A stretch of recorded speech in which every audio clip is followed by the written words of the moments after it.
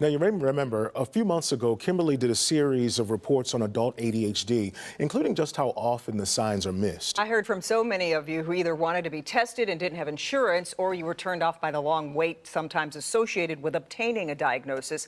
Well, it turns out there's another option that's affordable and faster. Here's one local woman's story. For Susan Pontac, it was her adult son who recognized some of the signs and symptoms and encouraged her to be tested for ADHD. He said, Mom, he said, I hope that you take this the right way. He said, but I watch you. And he even did the whole, you get to the end of the day and you're like, I got nothing done and I worked all day.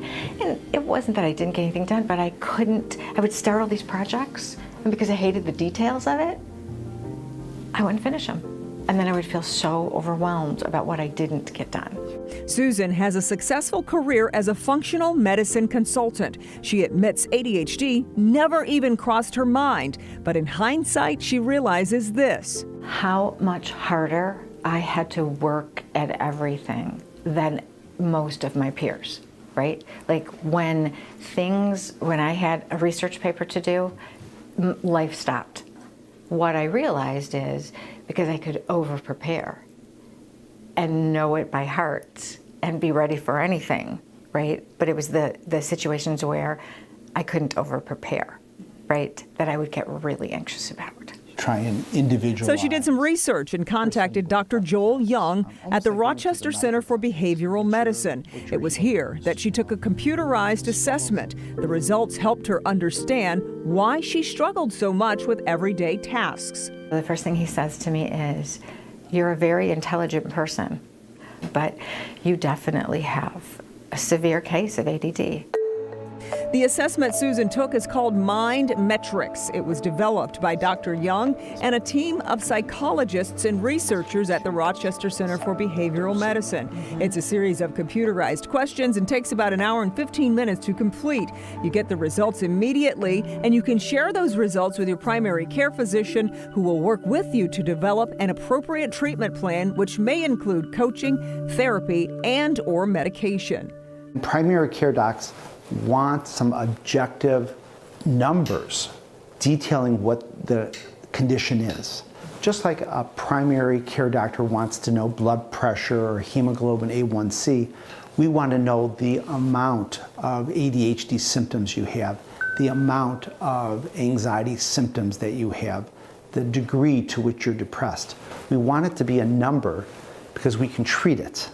Now, everyone's much more than a number, but looking at it quantitatively is really important. As for Susan Pontac, do you have any regrets?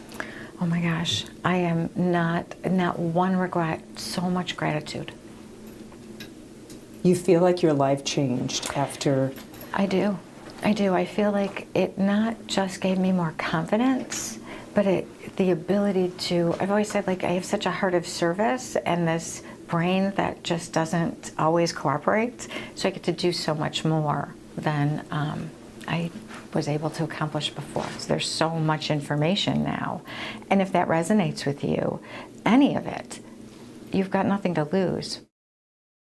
Now, if you suspect you have ADHD, there are several of these online assessments you can take to gain some insight. A lot of them are free. The one Susan took, Mind Metrics, is about $50. It's cheaper than some of the in-person assessments, which can cost hundreds of thousands of dollars, but are often much more in-depth. And I want to reiterate, in Susan's case, medication has been life-changing for her, but it's not the only treatment plan. The bottom line is talk to your doctor. For women, even if it's your gynecologist, they will often be able to help, especially if you come armed with a snapshot of what you're experiencing is what you get when you take these online tests. So I'm glad that some of the viewers are sharing their personal stories, because even from the last story, hearing how it's misdiagnosed. Exactly. So them sharing the symptoms at least helps some of our viewers too. Especially in women, yeah. Yeah, and so did she possibly have it as a child, or does it onset in adulthood? Yeah, she thinks she's had it all of her life. I think, maybe with motherhood and the stress of work, it's exacerbated once you get older, but the symptoms really present differently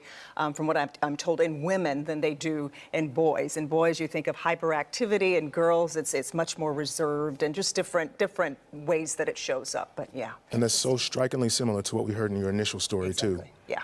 Well, Very interesting. Again, talk to your doctor if you do have questions. Yeah.